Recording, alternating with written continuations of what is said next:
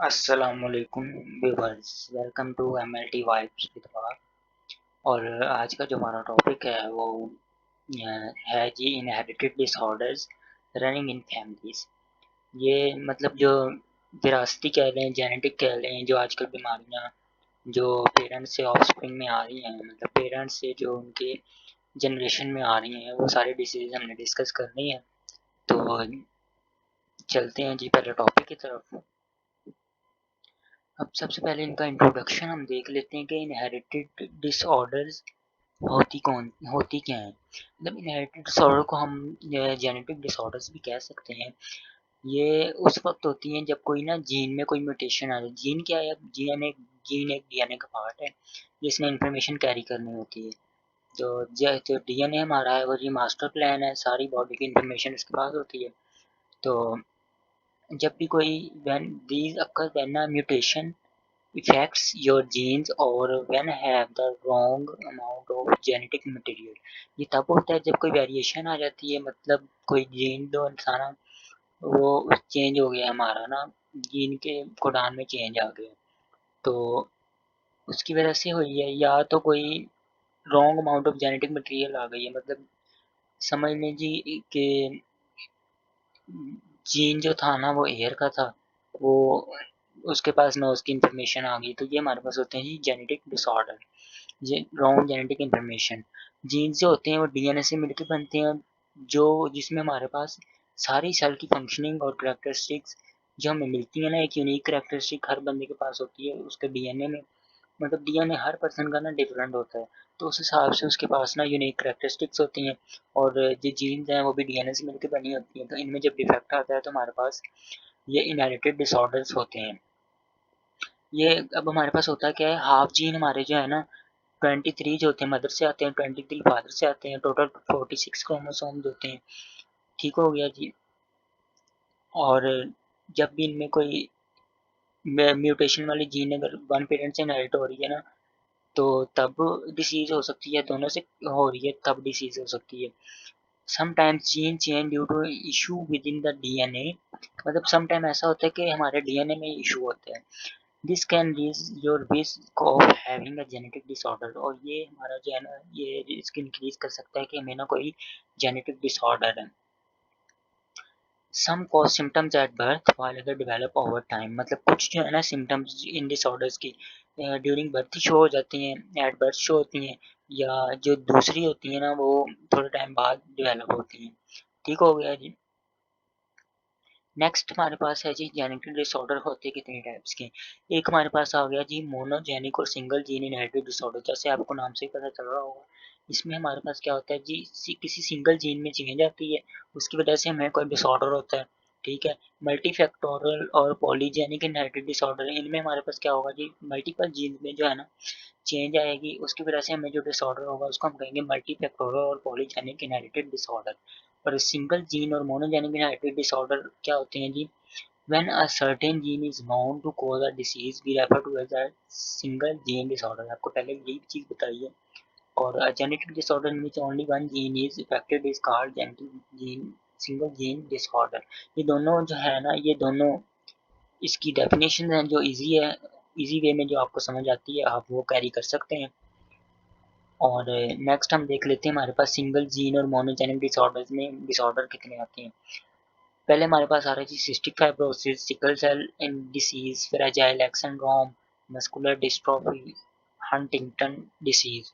अब इनकी बारी बारी हम डिटेल देख लेते हैं। सिस्टिक फाइब्रोसिस हमारे पास होता क्या है? सिस्टिक फाइब्रोसिस एक ऐसी इनहेरिटेड डिसऑर्डर है जो हमारे पास ना लंग, डाइजेस्टिव सिस्टम और बाकी जो ऑर्गन है ना बॉडी के उनको डैमेज कर देती है। अब ये हेरिडिटी डिसऑर्डर है, इसमें होता क्या है जी, ये एक्सोक्राइन ग्लैंड्स को इफेक्ट करती है। इसमें जो होता है ना नॉर्मल जो है ना म्यूकस, वो उसकी जब प्रोडक्शन हो जाती है थिक म्यूकस की, जो ब्लॉकेज कर देता है पेंक्रियाटिक जूसेस की, डक्ट्स की, उसकी वजह से पेंक्रियाटिक जूस रिलीज नहीं होते, इंटेस्टाइन की, ब्रोंकाई की, and after resulting respiratory infection. और इसकी वजह से फिर हमें जो है ना रिस्पिरेटरी इन्फेक्शन हो जाते हैं। Cystic fibrosis effect the cells that produce mucus, sweat and digestive juices. और ये उन सेल्स को मतलब इफेक्ट करता है जो जिन्होंने ना आगे जूसेस प्रोड्यूस करने में म्यूकस को, स्वेट एंड डाइजेस्टिव जूसेस। को इफेक्ट करता है। These secreted fluids are normally thin and slippery, मतलब नॉर्मली थिन और स्लिपरी होते हैं। जब ये डिसीज होती है हमारे पास तो ये थिक सा म्यूकस बनना शुरू हो जाता है, उसकी वजह से ब्लॉकेज हो जाती है, सीक्रेट्स अपना ये जो फ्लूइड्स हैं ये सीक्रेट्स नहीं होते और हमें सिस्टिक फाइब्रोसिस हो जाती है।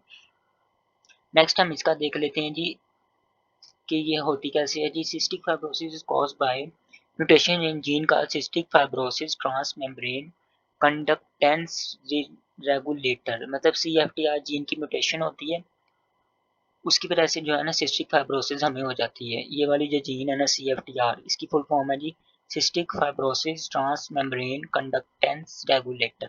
जब इसकी हमें पास म्यूटेशन आएगी ना, इसकी जगह कोई और जीन आ जाएगी, तो इस जीन में किसी एक फैक्टर में हमारे पास चेंज आएगी तो हमें सिस्टिक फाइब्रोसिस होगा। The CFTR gene provide instruction for CFTR protein, जो ये जीन होती है ना ये हमें इंस्ट्रक्शन देती है ये CFTR प्रोटीन बनाने के लिए। This protein help to maintain the balance of salt and water on many surfaces in the body such as the surface of the lungs, मतलब इन्होंने क्या करना होता है जी, बॉडी में बैलेंस रखना होता है साल्ट और वाटर को। जाहिर सी बात है जब हमारे पास इस जीन में डिफेक्ट आएगा, आपको पहले भी बताया थिक म्यूकस बनना शुरू हो जाएगा, उसकी वजह से बॉडी साल्ट्स मेंटेन नहीं होंगे और जो है ना ब्लॉकेज होना शुरू हो जाएगी। People who inherited two copies of a mutated CFTR gene, मतलब वो कह रहे हैं जिसके पास दो कॉपीज होती है ना, मतलब एक पेरेंट से एक मदर से एक फादर, दोनों पेरेंट्स से अगर किसी के पास ये जीन उसने इनहेरिट कर लिया ना, तो उसको जो है ना सिस्टिक फाइब्रोसिस हो जाएगा। अब इधर हमें दिखाया गया जी ये नॉर्मल जीन थी, ये CF जीन है, ठीक है। ये वन पेरेंट है, हाफ ये इफेक्टेड है हाफ ये अनइफेक्टेड है, ठीक है। ये ऐसे ही मदर हाफ ये इफेक्टेड है हाफ ये अनइफेक्टेड है। तो अगर ये वाला पेयर होगा ना, ये अगर इनकी मैरिज हो जाती है तो इनके जो बेबीज होंगे ना उनमें एक चाइल्ड जो होगा बिल्कुल हेल्दी होगा, उसको कोई डिसीज नहीं होगी। एक चाइल्ड ऐसा होगा जो कैरियर होगा, मतलब इनके जैसा ही, अब जिसमें मतलब हाफ अनइफेक्टेड होगा हाफ इफेक्टेड होगा। तो ये क्या है, ये दो कैरियर होंगे एक फुली इफेक्टेड होगा, ठीक है जी। इसमें हमारे पास रेशियो आ रही है 50-25-25, मतलब 25 जो है ना हेल्दी होंगे, 50 जो है हमारे पास कैरियर होंगे, 25 जो है ना कैरियर होंगे, ठीक हो गया जी। अब नेक्स्ट हम इसकी साइंस एंड सिम्टम्स देख लेते हैं। इसमें होता क्या है, साल्टी टेस्टिंग स्किन हो जाती है, मतलब बहुत ही ज़्यादा नमकीन टेस्ट हो जाता है स्किन का। Persistence coughing at times with phlegm, जब जब हमने अपना बलगम वगैरह कह रहे हैं आप या स्पूटम वगैरह आना है तो परसिस्टेंस कफिंग होनी है, ठीक है। Frequent lungs infection including pneumonia और ब्रोंकाइटिस, लंग इन्फेक्शन हो सकते हैं इससे, ब्रोंकाइटिस निमोनिया, वीजिंग और शॉर्टनेस ऑफ ब्रीथ हो सकती है। Poor growth, weight gain in spite of good appetite, weight gain हो सकता है और गुड एपिटाइट की बजाय ना हमारे पास वेट गेन हो जाएगा, मतलब एपिटाइट हमारी गुड नहीं है, भूख प्यास सही तरह से नहीं लग रही। फ्रीक्वेंट ग्रीजी बल्कि स्टूल और डिफिकल्टी विद बाउल मूवमेंट्स, मतलब ग्रीजी बल्कि से स्टूल्स हो जाएंगे और जो है ना हमें बाउल मूवमेंट्स में परेशानी होगी। नेक्स्ट हमारे पास जो चीज़ आ रही है, नेक्स्ट हमारे पास जो है ना इसकी ये दिखाया गया है जी। जो नॉर्मल में क्या होता है, नॉर्मल में हमारे पास ओपन एयर भी होती है, गुड एयर फ्लो होता है, ठीक है। ये हेल्दी ब्रोंकस है। अब इसमें ब्रोंकाई की सिस्टिक फाइब्रोसिस दिखाई गई है।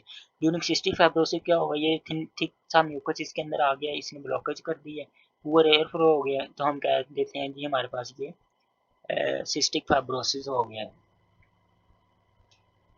नेक्स्ट हमारे पास है सिकल सेल एनीमिया।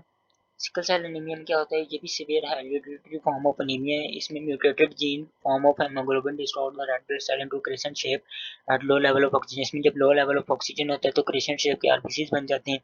और sickle cell disease is a group of disorder that affect haemoglobin the molecule in red blood cell that deliver oxygen to cell through the body. इसमें basically haemoglobin पे effect हो रहा होता है। Haemoglobin एक ऐसा blood किस्म का मटेरियल जो हमें ऑक्सीजन की मतलब ना डिलीवरी में बॉडी में सपोर्ट करता है।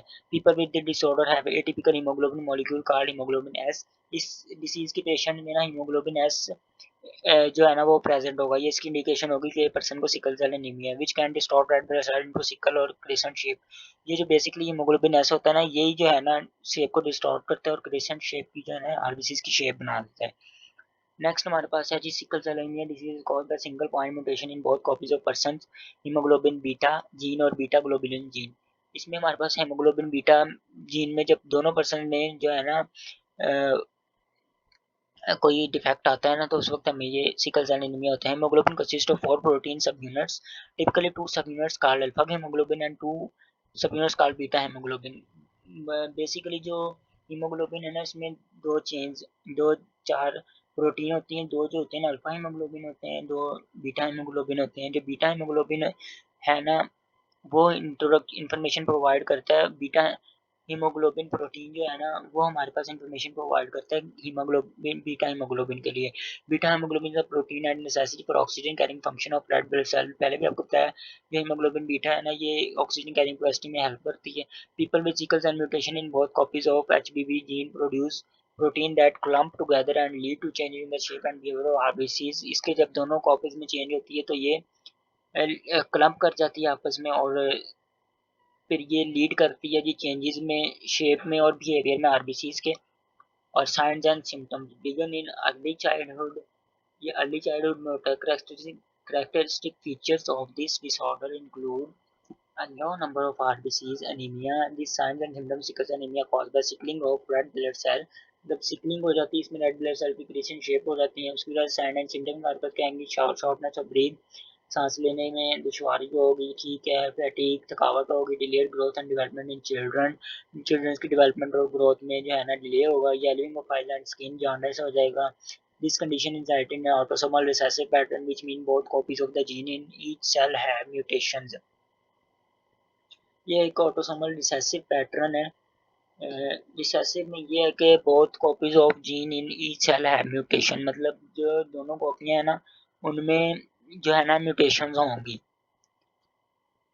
अब तीसरी हमारे पास डिसीज आ गई है जी, fragile X syndrome. Fragile X syndrome. Fragile X syndrome is a genetic disorder known as it is known as Martin Bell syndrome।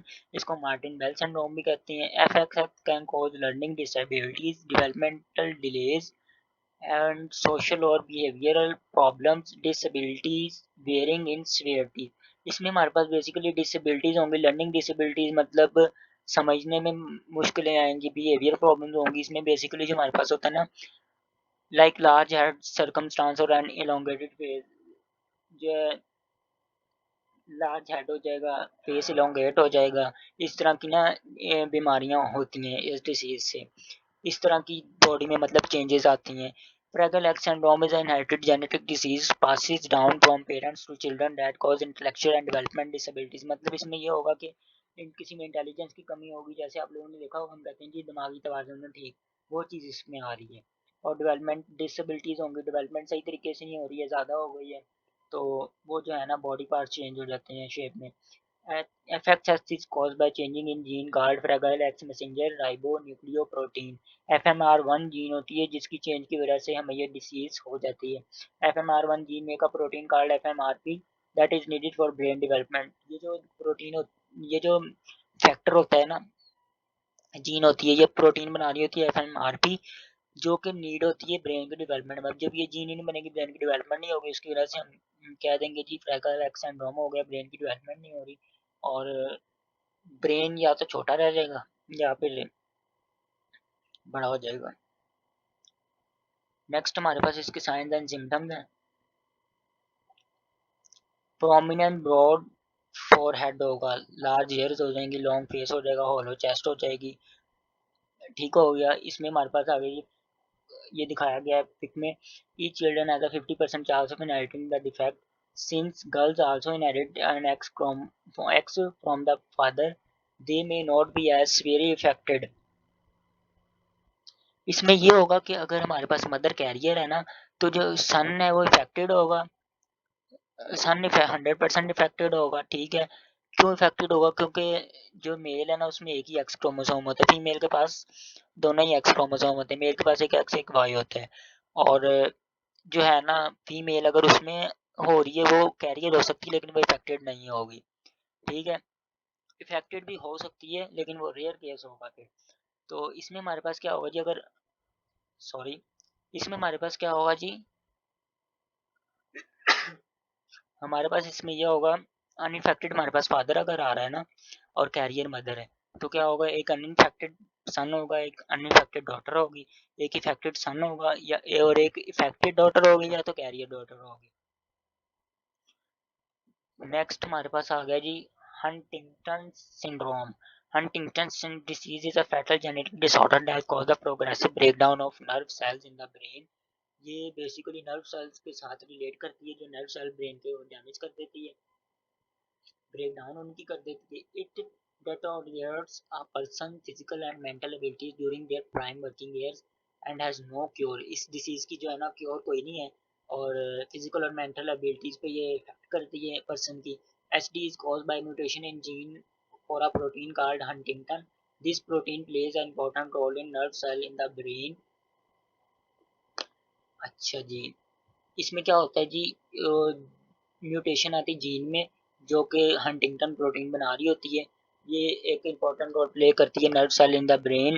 Nerve cell को बनाने में जाहिर सी बात है, जब इसमें म्यूटेशन आ जाएगी हमारे पास तो नर्व सेल जो है ब्रेन के वो डैमेज होना शुरू हो जाएंगे। The defect causes the building blocks of DNA called cytosine adenine guanine to repeat many more time that can than they normally do. मतलब इसमें जो होगा ना सी ए जी पैटर्न जो जीन का है प्रोटीन का, वो ज़्यादा रिपीट होना शुरू हो जाएगा। साइटोसिन एडेनिन और गुआनिन नॉर्मली जो होता है वो ऐसा नहीं होता। पीपल विद एच डी में हैव 36 और मोर सी ए जी रिपीट्स। मतलब इसमें ये होगा कि साइटोसिन एडेनिन और गुआनिन के जो है ना 36 से ज़्यादा जो है ना रिपीट्स आएंगे। मतलब बार बार जो है ना 36 टाइम ना सी ए जी रिपीट हो रहा होगा। ई चिल्ड्रन और parents have a 50% chance of inheriting that gene. मतलब इसमें अगर इफेक्टेड पेरेंट्स है ना तो चांस होगा 50% के उसके जो है ना आगे जो ऑफस्प्रिंग है उनमें डिसीज होगी, उसके 50% चांसेस हैं।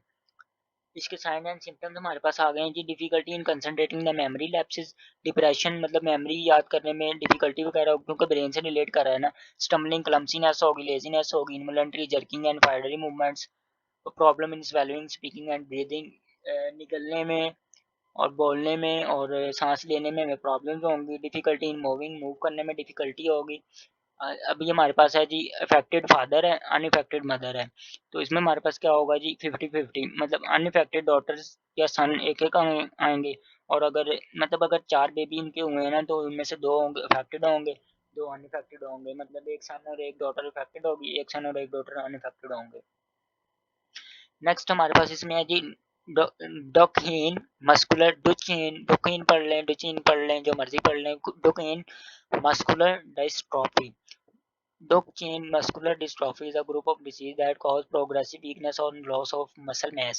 अब ये मसल से रिलेट कर लिए, इसमें क्या होगा जी हमारे पास वीकनेस होगी या लॉस ऑफ मसल मैस हो जाएगा। In muscular dystrophy abnormal genes interfere with the production of protein needed to form healthy muscles। इसमें क्या होगा, abnormal genes बनेंगी जो इंटरफेयर करेंगी जी प्रोडक्शन ऑफ प्रोटीन, उन प्रोटीन की प्रोडक्शन में जो कि हमारे पास हेल्दी मसल बनाने में ना इन्वॉल्व थी। सम people who have muscular dystrophy will eventually lose the ability to walk। इसमें इस डिसीज में क्या होगा जी, कुछ पर्सन होंगे उनमें जो वॉकिंग की एबिलिटी है ना, मतलब चलने की एबिलिटी वो बिल्कुल ही लॉस लॉस हो जाएगी। सम में हैव ट्रबल ब्रीदिंग और स्वेलिंग। कुछ में होगा जी ब्रीदिंग और स्वेलिंग में उनको ट्रबल होगी। There is no cure of muscular dystrophy but medication and therapy can help many symptom and show the course of disease. इसका कोई प्रॉपर क्योर नहीं है, अलबत्ता इनमें मेडिकेशन और थेरेपी वगैरह यूज की जा सकती है। This disease is caused by mutation in the dystrophin gene on the X chromosome that mothers can pass on to their sons. मतलब इसमें डिस्ट्रोफिन जीन पे जो है ना हमारे पास म्यूटेशन आ रही होती है और एक्स क्रोमोसोम पे होती है that mothers can pass on their son, जो कि मदर से सन में जाते हैं। और the gene effect of protein called dystrophin that muscle require to function normally. और ये उस जीन को डिफेक्ट कर देते हैं जो कि ब्रेन मसल के प्रॉपर फंक्शन करवा रही होती हैं। उसकी वजह से हमारे पास जो है ना म्यूटेशन आएगी तो जो है ना मसल वो सही तरह से काम नहीं करेगा। अब इसमें साइंस एंड सिम्टम्स क्या आ गई हैं, फ्रीक्वेंट फॉल्स होंगे, स्कोलियोसिस हो गई, एनलार्ज काव्स होंगे, वॉकिंग ऑन द टोज होगी, हार्ट प्रॉब्लम होंगे, ब्रीदिंग प्रॉब्लम होंगे, ड्रोपिंग आईलिड्स होगा। अब इसमें जी अनइफेक्टेड फादर और कैरियर मदर थी, इसमें क्या होगा जी अनइफेक्टेड सन, अनइफेक्टेड डॉटर, कैरियर डॉटर होगी और अफेक्टेड सन होगा। मतलब एक एक्स क्रोमोसोम में जो थी ना इसमें डिफेक्ट आ रहा है, मतलब दोनों में नहीं है। अब कैरियर मदर है, कैरियर का मतलब होता है जी एक जीन में डिफेक्ट आ रहा है, दोनों में नहीं आ रहा। तो एक जीन में डिफेक्ट है एक्स वाली में, अब सन में जाना ही एक एक्स है, तो अगर उसमें जाएगा तो उसको तो 100% डिसीज होगी ना।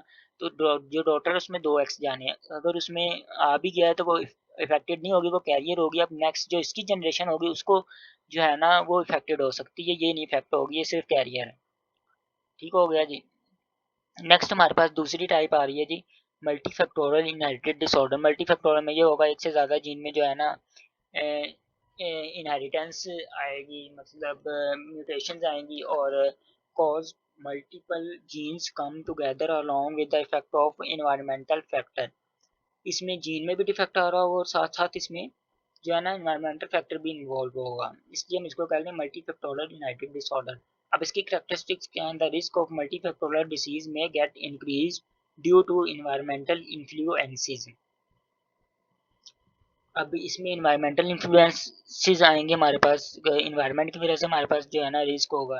The disease is not sex limited but it occurs more frequently in one gender than the other. Females are more likely to have neutral tubular defects compared to male। अच्छा जी, वो इसमें कह रहे हैं जी ये डिसीज सेक्स लिमिटेड नहीं है, मतलब कि एक ही सेक्स को होती है, दोनों को होती है, मेल फीमेल को। लेकिन जो फीमेल में है ना ये ज़्यादा होती है मेल से, जो मेल की रेशो से ना फीमेल में ज़्यादा होती है। Multifactorial disorder also reveal increase concordance for disease in monozygotic twins as compare to dizygotic twins. इसमें जो मोनोजाइगोटिक ट्विन्स होंगे ना उनमें ज़्यादा होगी, जबकि डाइजाइगोटिक ट्विन से। ठीक है जी। अगर तो मोनोजाइगोट ट्विन है उसमें ज़्यादा होगी, अगर डाइजाइगोट ट्विन है उसमें कम होगी। कॉमन मल्टी फैक्टोरियल डिसऑर्डर्स में सबसे पहले हमारे पास आ रही है जी टाइप 2 डायबिटीज़। टाइप 2 डायबिटीज़ में क्या होता है जी, कम्प्लेक्स मल्टी फैक्टोरियल डिसऑर्डर है in which a pathological combination of metabolic and genetic factors really affect the normally acoustic control of blood glucose level performed by our metabolic organs। इसमें क्या होगा जी, pathological combination होगा metabolic और genetic factors का, जो कि effect करेंगे हमारे पास ब्लड ग्लूकोज लेवल पे, सही तरह से परफॉर्म नहीं कर पाएगा और शुगर लेवल जो है हमारा इंक्रीज हो जाता है। Mutation in any gene involve in controlling glucose level can increase for type 2 diabetes. They can include gene that control production of glucose, production of regulation of insulin। ये basically उन jeans पे effect होगा जो हमारी पास ना production of glucose कर रही हैं या production and regulation of insulin करते हैं। इंसुलिन बेसिकली बनती पैंक्रियाज में है, पैंक्रियाटिक सेल बनाते हैं। साइंस एंड सिम्टम्स में आ गया जी इंक्रीज थर्स्ट, पॉलीडिप्सिया जिसको कहते हैं प्यास बढ़ जाएगी। प्रिवेंट यूरिनेशन, पॉलीयूरिया मतलब यूरिन बढ़ आना बढ़ जाएगा। फैटीग, थकावट होगी। Blood vision bye damaging blood vessel in the आई।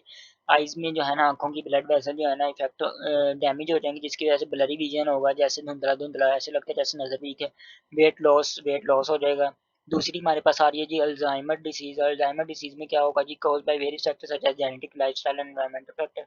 ये जेनेटिक भी हो सकता है, लाइफस्टाइल में भी लाइफस्टाइल फैक्टर भी इफेक्ट कर सकता है, एनवायरमेंटल फैक्टर भी इसमें हो सकता है। This complex disease involve the accumulation of abnormal protein in the brain leading to memory loss and cognitive decline। इसमें क्या होगा जी, abnormal प्रोटीन बनेंगी ब्रेन में जो कि मेमोरी लॉस को लीड करेंगी या कॉग्निटिव डिक्लाइन होगा जी।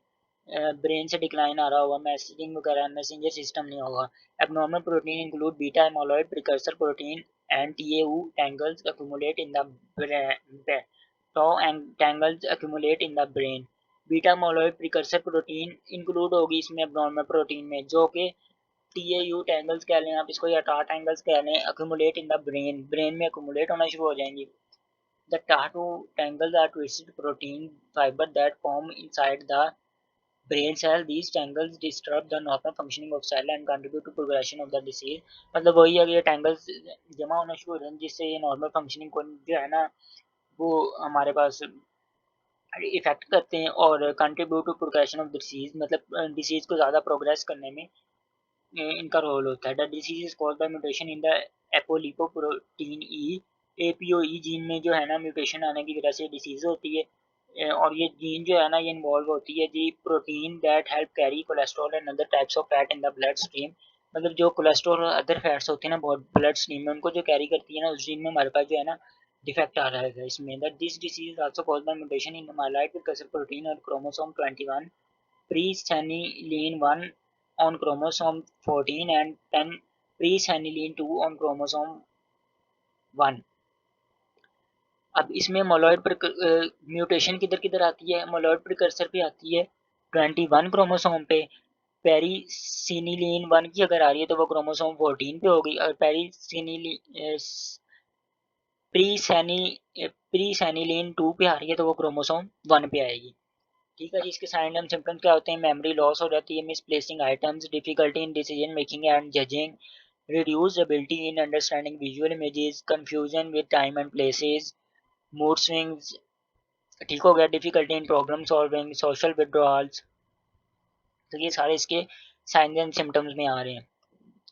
Colon cancer. अब कोलोन कैंसर क्या है जी? Cells normally grow and divide just enough to grow or to replace damaged tissue, but sometimes the mechanism that regulate the cell growth stop working and cells divide out of control। they out of control growth is called cancer। मतलब normally ये होता है हमारे पास cell आया है, उसने काम perform किया है, enough to grow, replace damage tissue, मतलब एक काम पूरा हो गया, उसको रिप्लेस कर दिया, कोई टिश्यू डैमेज है उसको रिप्लेस कर दिया। ठीक है, नॉर्मली ये हो रहा होता है हमारे पास, तो सेल चेंज होते रहते हैं। और ड्यूरिंग कोलोन कैंसर सिचुएशन में क्या होगा हमारे पास, जिस सेल की ग्रोथ स्टॉप नहीं होगी और डिवाइड आउट होते कंट्रोल से बाहर होते जाएंगे सेल, और जो है ना आउट ऑफ कंट्रोल ग्रोथ जो होगी ना सेल्स की, ये कैंसर को शो करेगी। मतलब अनडिफरेंशिएटेड ग्रोथ ऑफ सेल्स हमने पढ़ा है, वो कैंसर होता है, तो ये लीड्स टू कैंसर हो जाएगा।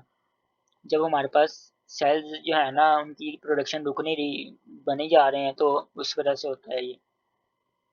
नेक्स्ट हमारे पास है people who have history of colon cancer in their family are at greater risk of getting the disease themselves। this risk increase when a relative had the disease before age 50। अगर किसी के पास history है ना colon cancer की, तो वो higher risk पे है कि उसको जो है ना ये डिसीज होगी, ये क्योंकि जेनेटिक है। That risk increase when a relative had a disease before age 50। और ये रिस्क तब होगा जब 50 की एज से पहले पहले जो है ना डिसीज होगी। People in the these families are considered high risk because they have inherited one or two rare genetic condition। FAP, familial adenomatous polyposis polyps, HNPCC, hereditary non polyposis colon cancer. ये जो condition अगर जिनमें होंगी ना, तो वो क्या कह रही हैं जी, the people in these families are considered high risk because they have inherited one or two rare genetic condition। ये या तो ये पहली कंडीशन होगी फैब फैमिलियल एडिनामेटोस पॉलीपोसिस, या हमारे पास आ जाएगी HNPCC, hereditary non polyposis colon cancer, caused by mutation of the APC adenomatous polyposis coli gene on chromosome 5। इसमें हमारे पास क्या होता है, म्यूटेशन आ रही होती है एपीसी जीन पे, जो कि क्रोमोसोम 5 पे होती है। APC is a tumour suppressor gene. ये ट्यूमर सप्रेसर जीन है, मतलब अगर ट्यूमर शो हो रहा हो ना, ये उसको सप्रेस कर देती है। अब इसमें हमारे पास इस कंडीशन में हमारे पास क्या होगा, which mean that it can control growth। People with inherit a mutated form of gene develop growth called polyps in their colon। Polyps are not cancerous at first, but if they are not treated, मतलब polyps बनना शुरू हो जाएंगे जब ये इसमें mutation आएगी। तो polyps फर्स्टली तो जब ये बनते हैं ना, तो तब तो जो है ना कैंसरियस नहीं होते, कैंसर वाले नहीं होते। अगर इनको अनट्रीटेड छोड़ा जाए तो फिर ये कोलन कैंसर में डेवलप हो जाती है। Other gene that are involve in colon cancer are MHS2 and MHS6 on chromosome 2, MNLH and MLH1 on chromosome 3। मतलब अगर दूसरी जो इसमें जीन्स इन्वॉल्व होती हैं ना, वो MHS2 और MHS6 होती हैं जो क्रोमोसोम 2 पे होती हैं, और MLH1 होती है जो क्रोमोसोम 3 पे होती है। How do people get colon cancer? जो पीपल्स हैं उनको कोलोन कैंसर बेसिकली होता कैसे है? FAP and HNPCC are both inherited in an autosomal dominant pattern. If a person had FAP और HNPCC, अगर इन दोनों में से कोई एक कंडीशन है, उसके पास कोई एक म्यूटेशन अगर एक पर्सन को आ रही है, his or her children have a 1 in 2 of inheriting a mutated gene। People who inherit one bad copy of APC gene are typically guaranteed to develop colon cancer by the age of 40। Similarly, people who inherit one bad copy of gene associated with HNPCC have an 80% chance of getting the colon cancer। अब वो कह रहे हैं कि अगर APC की gene में inherit हो रही है ना, तो उसमें कोलोन कैंसर डेवलप होने के जो है ना एट द एज ऑफ 40 ज़्यादा चांसेस होंगे। और अगर हमारे पास one bad copy of HNPCC की आ रही है, तो इसमें 80% चांस होंगे कि कोलोन कैंसर इस पर्सन को हो जाएगा। नेक्स्ट जी हमारे पास इसकी सिम्टम्स हैं। Colon cancer effect the symptoms stomach and bowls bowels. अच्छा जी, ये ज़्यादातर इफेक्ट करते हैं हमारे पास स्टमक और बॉवल्स को। Common symptoms include diarrhoea, constipation, bloody stool, vomiting, bloating, cramps और वेट लॉस इसमें हमारे पास हो रहा होता है। ये इस तरह का होता है। कोलोन जो है ये लार्ज इंटेस्टाइन का पार्ट होता है, तो उसमें ये जो है ना हमारे पास कैंसर हो रहा होता है। ये पॉलिप्स बन गई हैं अंदर, और ये जो है ना आगे कैंसर डेवलप हो गया इसकी वजह से। नेक्स्ट हमारे पास है जी हाइपोथायरॉयडिज्म, और ये हमारी जो है ना लास्ट कंडीशन है। Hypothyroidism is a common condition in which the thyroid gland make too little thyroid hormone. About 1 in 5,000 babies born with congenital hypothyroidism, in which the thyroid fails to grow normally and cannot produce enough hormones. अब इसमें हमारे पास क्या होगा जी, 5,000 में से जो one baby एक है ना, मतलब 1 in 5,000 उसमें कंजेनिटल हाइपोथायरॉयडिज्म होगा। कंजेनिटल अब क्या है, जो मदर से बेबी में आ रहा है। ठीक है, मदर से बेबी में ये डिजीज़ इस तरह से आई है कि उसमें जो है ना थायराइड फेल हो गया है, ग्रो नहीं हुआ सही तरीके से, और जो है ना can not produce enough hormone नहीं प्रोड्यूस कर रहा, थायराइड हार्मोन नहीं प्रोड्यूस कर रहा, जिसकी वजह से हाइपोथायरॉयडिज्म हो गया। The most common inherited form of hypothyroidism is a defect of the TPO thyroid peroxidase. Thyroid peroxidase में जो है ना हमारे पास जीन जो क्रोमोसोम 2 पे होती है उसमें डिफेक्ट आ रहा होता है। This gene play an important role in thyroid hormone production. जो ये जीन जो होती है ना थायराइड प्रोडक्शन में इंपॉर्टेंट रोल प्ले कर रही होती है। इसमें जाहिर सी बात है डिफेक्ट आया है, तो हमारे पास जो है ना प्रोडक्शन सही तरह से थायराइड की नहीं, थायराइड हार्मोन की नहीं हो रही, तो हमें हाइपोथायरॉयडिज्म हो गया। हाइपोथायरॉयडिज्म में cause by an autoimmune disease that attacks the thyroid gland. किसी ऑटोइम्यून डिसीज की वजह से हो सकती है जो कि थायराइड ग्लैंड पे अटैक करता है। सर्जरी और रेडिएशन की वजह से हो सकती है। थायराइड कैंसर हो सकता है, और या कोई अदर कंडीशन हो सकती है सर्जरी या रेडिएशन की वजह से। Rare and random genetic events in which mutation is acquired during early embryonic development. Rare या रैंडम जेनेटिक इवेंट्स हो सकते हैं जिसमें हमारे पास म्यूटेशन आएगी, हम एक्वायर करेंगे ड्यूरिंग ये एम्ब्रियोनिक डेवलपमेंट में, मतलब जिस स्टेज में एम्ब्रियो बन रहा होता है ना, ये बेसिकली ये कंजेनिटल में आएगा, जो कि प्रेगनेंसी के दौरान जब एम्ब्रियो की डेवलपमेंट हो रही होती है, तो उस टाइम पे जो म्यूटेशन आएगी ये चीज़ इसमें आ रही है। नेक्स्ट ये है hypothyroidism is also caused by mutation in one of several genes involved in the production of thyroid hormones. ये म्यूटेशन सेवरल जीन्स के ऊपर भी आ सकती है जो कि प्रोडक्शन कर रहे होते हैं थायराइड हार्मोन की। ये इन जीन्स में कौन कौन सी हो सकती हैं? DUOX2, SLC5A5, TG and TPO mutation in each of these gene disrupt a step in thyroid hormone synthesis leading to abnormally low level of thyroid hormone। अब इनमें से किसी में एक में भी डिफेक्ट आ जाएगा हमारे पास जीन में, तो जो है ना थायराइड की प्रोडक्शन वो सही तरह से नहीं होगी, और हमें जो है ना हाइपोथायरॉयडिज्म हो जाएगा। नेक्स्ट इसकी सिम्टम्स हैं। बेबीज में इसकी सिम्टम्स क्या होती हैं? With hereditary form of hypothyroidism the condition effect growth है and cognitive development. It may cause intellectual disability, delayed puberty, stunted growth and ataxia. Intellectual disability में हमारे पास क्या आएगा जी, मतलब इंटेलिजेंस में कमी है उसके पास ना, दिमागी तवाज़ुन थोड़ा ठीक नहीं है।